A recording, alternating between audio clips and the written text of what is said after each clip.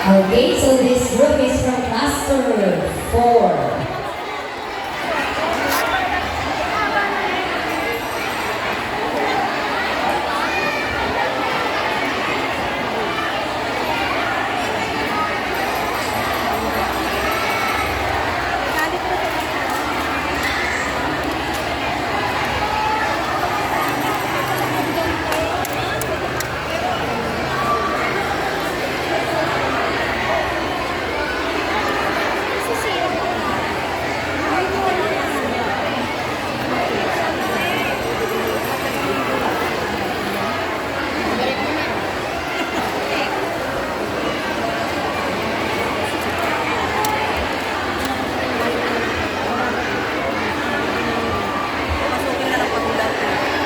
Hindi na titito yung maglalakad, hindi na sila maglalakad. Tapos na.